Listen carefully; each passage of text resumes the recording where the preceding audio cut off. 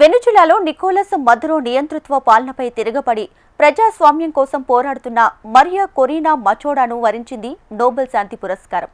విపక్ష నేతగా ప్రాణాలకు తెగించి ఆమె చేస్తున్న కృషి స్ఫూర్తిదాయకమని కొనియాడింది నోబెల్ కమిటీ. ఈ బహుమతి కోసం కలలు కన్న అమెరికా అధ్యక్షుడు డొనాల్డ్ ట్రంప్ నిరాశకు గురయ్యారు. నోబెల్ కమిటీ శాంతి కంటే రాజకీయాలకే ఎక్కువ ప్రాధాన్యం ఇచ్చిందని మండిపడింది. అయితే ఈ అవార్డును తమ పోరుకి అండగా నిలిచిన అమెరికా అధ్యక్షుని అంకితమిస్తున్నట్లు ప్రకటించారు మరియా. ఎన్నో కష్టాలు పడుతున్న వెనుజులా ప్రజలకు ఆయన అండగా నిలిచారన్నారు. నోబెల్స్ శాంతి పురస్కారం గతంలో కొన్న ఈ ఏడాది అత్యంత ఉత్కంఠను రేకెత్తించింది. ఇందుకు కారణం అమెరికా అధ్యక్షుడు డొనాల్డ్ ట్రంప్ దీన్ని ఆశించటమే. ఇందుకోసం ఆయన ఎన్ని ప్రయత్నాలు చేశారు. కానీ ట్రంప్కు నోబెల్ పీస్ దక్కే అవకాశాలు తక్కువేనని ముందే సంకేతాలు వచ్చినా మరి ఎవరికి వస్తుందో చూద్దాం అని ప్రపంచమంతా ఎదురుచూసింది. ప్రతిష్టాత్మక నోబెల్ శాంతి బహుమతికి ఈ ఏడాది మరియా కొరీనా మచాడోను ఎంపిక చేసినట్లు స్వీడిష్ అకాడమీ ప్రకటించింది. వెనిజులాలో ప్రజాస్వామ్య హక్కుల కోసం అవిశ్రాంత పోరాటం చేసినందుకు గాను ఆమెను ఈ పురస్కారానికి ఎంపిక చేశారు. నియంతృత్వం నుంచి ప్రజాస్వామ్య సాధన కోసం శాంతి మార్గంలో మచాడో విశేష కృషి చేశారని కమిటీ తెలిపింది.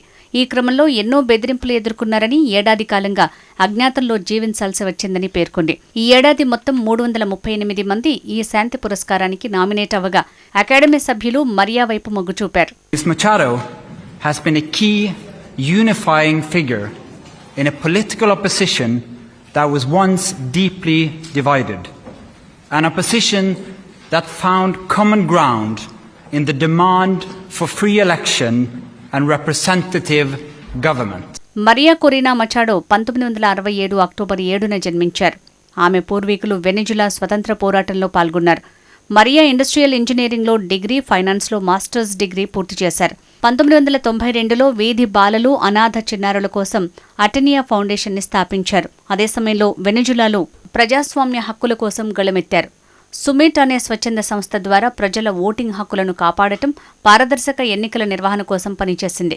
ఆ తర్వాత వెంటే వెనిజులా పేరుతో లిబరల్ పొలిటికల్ పార్టీని స్థాపించారు. 2010లో జాతీయ అసెంబ్లీకి పోటీ చేసి అత్యధిక ఓట్లు సాధించి విజేతగా నిలిచిన అభ్యర్థిగా చరిత్ర సృష్టించారు. 2004లో పనామాలో జరిగిన ఆర్గనైజేషన్ ఆఫ్ అమెరికన్ స్టేట్స్ సదస్సులో పాల్గొన్న మరియా వెనిజులా పరిస్థితిపై గళమెత్తగా జాతీయ అసెంబ్లీ నుంచి బహిష్కరించారు. ఆమెపై పలు కేసులు నమోదు చేశారు. మరియా కొంతకాలంగా స్థానిక రేడియోలో రాజకీయ విశ్లేషణలకు సంబంధించిన టాక్ షోకు హోస్టుగా వ్యవహరించారు. 2023లో మళ్లీ రాజకీయాల్లోకి తిరిగొచ్చారు. ప్రతిపక్ష పార్టీ ప్రైమరీ ఎన్నికల్లో 90% మెజారిటీ సాధించారు. 2024 అధ్యక్ష ఎన్నికల్లో నికోలస్ మదురోకు పోటీగా ఆమె అభ్యర్థిత్వం కూడా ఖరారైంది. కానీ కేసులు, ఇతరత్ర ఆరోపణలు చూపించి వెనిజులా సర్కార్ ఆమెపై 15 ఏళ్ల పాటు అనర్హత వేటు వేసింది. దీన్ని ఆ దేశ సుప్రీంకోర్టు కూడా సమర్థించింది. దీంతో అధ్యక్ష ఎన్నికల్లో పోటీ చేసే అవకాశాన్ని కోల్పోవాల్సి వచ్చింది. అయినా వెనక్కి తగ్గకుండా మదురో నియంతృత్వ పాలనపై ఆందోళనలు చేపట్టారు. నా దేశం కుప్పకూలుతోంటే నేను ఇంట్లో కూర్చుని చూడలేను. ప్రజల జీవితాల్లో మార్పు రావాలి. బుల్లెట్ల బదులు బాలెట్లను ఎంచుకుందాం.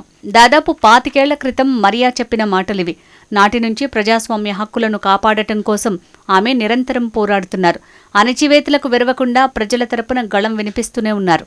కాగా మరియా కొరీనా మచాడో నోబెల్ శాంతి బహుమతిని వెనిజులా ప్రజలతో పాటు తమ పోరాటానికి మద్దతు ఇస్తున్న అమెరికా అధ్యక్షునికి అంకితం చేస్తున్నట్లు ప్రకటించడం విశేషం. వెనిజులా ప్రజలు పడుతున్న కష్టాలను గుర్తించడం మా పోరాటం ముగింపునకు ఊతమిస్తుంది. స్వేచ్ఛ పొందేందుకు దోహదపడుతుంది. విజయానికి దగ్గరలో ఉన్నాం. గతంలో లేనంతగా అధ్యక్షుడు ట్రంప్, అమెరికా, లాటిన్ అమెరికా ప్రజలపై ఆధారపడతాం. ప్రపంచంలోని ప్రజాస్వామ్య దేశాలు మాకు ప్రధాన మిత్రులు. ఈ పురస్కారాన్ని కష్టాల్లో ఉన్న వెనిజులా ప్రజలతో పాటు మా పోరాటానికి నిర్ణయాత్మక మద్దతు ఇస్తున్న అధ్యక్షుడు ట్రంప్నకు అంకితం చేస్తున్నా అని మరియా పేర్కొన్నారు. నాకు ఈ పురస్కారం రావటం నమ్మలేకపోతున్నా. వెనిజులా ప్రజల తరపున ధన్యవాదాలు. మేం సాధించాల్సింది ఇంకా ఎంతో ఉంది. ఇందుకోసం తీవ్రంగా కృషి చేస్తున్నాం. తప్పకుండా విజయం సాధిస్తాం. వ్యక్తిగతంగా అర్హురాలని కాదని అనుకుంటున్నా. ఇది సమాజం మొత్తం సాధించిన విజయం అని ఆమె అన్నారు. మరోవైపు నోబెల్ శాంతి పురస్కారం తనకు దక్కనందున అమెరికా అధ్యక్షుడు ట్రంప్ తీవ్ర ఆవేదనతో ఉన్నారు. మాజీ అధ్యక్షుడు బరాక్ ఒబామాకు నోబెల్ ఇవ్వడంపై అక్కసు వెళ్లగక్కారు. అతను ఏం చెయ్యకపోయినా అవార్డు పొందాడు. అది ఎందుకిచ్చారో అతనికి కూడా తెలీదు. ఏమీ చేయకుండా అతను యుఎస్ను నాశనం చేసినందుకే వారు ఆ బహుమతిని ఇచ్చారు. కానీ నేను 8 యుద్ధాలు ఆపాను. ఇంతకు ముందు ఎప్పుడూ ఇది జరగలేదు. అయినా వారేం చెయ్యలేదు. వాళ్ళేమీ చేయరని నాకు తెలుసు. అయినా నేను దానికోసం చెయ్యలేదు. అనేక మంది ప్రజల ప్రాణాలు కాపాడేందుకు చేశాను అని ట్రంప్ అన్నారు. అయినా తనకు ఈ అవార్డు ఇవ్వకపోవడాన్ని తప్పుబట్టారు. 2009లో ఒబామా ఈ ప్రతిష్టాత్మకమైన అవార్డును అందుకున్నారు. నోబెల్ కమిటీ శాంతి స్థాపన కంటే రాజకీయాలకే అధిక ప్రాధాన్యతనిచ్చిందని వైట్ హౌస్ విమర్శించింది. ప్రపంచ శాంతి కోసం నిజమైన నిబద్ధత చూపించిన వారిని పక్కనబెట్టి రాజకీయ వివక్షను ప్రదర్శించింది. అయినప్పటికీ అధ్యక్షుడు ట్రంప్ ప్రపంచవ్యాప్తంగా యుద్ధాలను ఆపేందుకు తన ప్రయత్నాలు కొనసాగిస్తూనే ఉంటారు అంటూ white house communications director Steven Cheung ఎక్స్లో పోస్ట్ చేశారు. కాగా ట్రంప్కు మరియా కొరీనా మచాడో ఫోన్ చేయడంతో ఆయన శాంతించినట్లు కనిపిస్తోంది. మీ గౌరవార్థం నేను దీన్ని అంగీకరిస్తున్నాను, ఎందుకంటే దీనికి మీరు కూడా నిజంగా అర్హులు అని ఆమె చెప్పిందని ట్రంప్ మీడియాకు తెలిపారు అని, ఆ బహుమతి నాకు ఇచ్చేయమని నేను ఆమెతో అనలేదు. విపత్తు సమయంలో వెనిజులాలోని ప్రజలకు ఆమె చాలా సాయం చేశారు. నేను ఆమెకు తోడున్నా, ఇక ముందు కూడా ఉంటా అని ట్రంప్ చమత్కరించడంతో నవ్వులు విరబుచ్చాయి. The person who actually got the Nobel Prize called me and said, I'm accepting this in honor of you because you really deserved it. That a very nice thing to do. I didn't say then give it to me though. I think she might have. She was very nice. And I've been helping her along the way. They need a lot of help in Venezuela. It's a basic disaster. So America అధ్యక్షుడు Donald Trump తన మొదటి పాలనా కాలం నుంచే Nobel శాంతి బహుమతిపై ఆశలు పెట్టుకున్నారు. రెండో దఫా అధికారంలోకి వచ్చిన తర్వాత తనకు నోబెల్ వచ్చి తీరాల్సిందే అన్న స్థాయిలో ప్రచారం చేసుకున్నారు. గాజాలో 2 ఏళ్లుగా సాగుతున్న యుద్ధాన్ని నిలిపివేసేందుకు ట్రంప్ ప్రకటించిన శాంతి ప్రణాళిక తొలి దశపై ఇజ్రాయెల్, హమాస్ సంతకాలు చేయటం తెలిసిందే. ఈ క్రమంలోనే పాకిస్తాన్ ప్రధాని Shehbaz Sharif, army chief Munir, Israel ప్రధాని బెంజమిన్ నెతన్యాహులు సహా పలువురు ట్రంప్ పేరును నోబెల్ బహుమతికి నామినేషన్కు పంపించారు. ట్రంప్ ఎన్ని ప్రయత్నాలు చేసినా నోబెల్ అకాడమీ వీటిని పరిగణనలోకి తీసుకోలేదు. ఇందుకు కారణం ఆయన పేరు మీద వచ్చిన నామినేషన్లన్నీ గడువు ముగిసిన జనవరి 31 తర్వాత వచ్చాయి. దీనిపై నార్వే నోబెల్ కమిటీ చైర్మన్ జోర్గెన్ వాట్నే ఫ్రిడ్నెస్ స్పందించారు. ఈ కమిటీ మీడియా బహిరంగ ప్రచారాల్ని గమనిస్తోంది. నోబెల్ గ్రహీతల చిత్రాలు ఉన్న గదిలో కూర్చుని ఆ లేఖలను మేం చూస్తాం. ఆల్ఫ్రెడ్ నోబెల్ ఆశయాలకు అనుగుణంగా మేము నిర్ణయాలు తీసుకుంటాం అని వెల్లడించారు.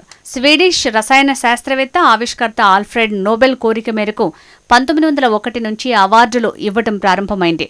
మానవాళికి ప్రయోజనం చేకూర్చుతూ పాటుపడిన శాంతి, సాహిత్యం, భౌతిక శాస్త్రం, రసాయన శాస్త్రం, వైద్యం, ఆర్థిక శాస్త్రాలు 6 రంగాల వారికి అందిస్తూ నిర్ణయం తీసుకున్నారు. నోబెల్ శాంతి బహుమతిని ఇప్పటివరకు 105 సార్లు ప్రకటించారు. ఇందులో 111 మంది వ్యక్తులు, 31 సంస్థలు ఇప్పటివరకు ఈ పురస్కారాన్ని అందుకున్నాయి.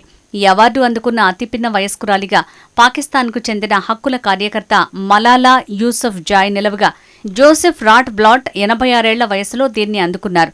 నోబెల్ విజేతలకు డిప్లొమా, బంగారం పథకంతో పాటు 11 మిలియన్ స్వీడిష్ క్రోనార్లు అంటే సుమారు 10.38 కోట్లు అందజేస్తారు.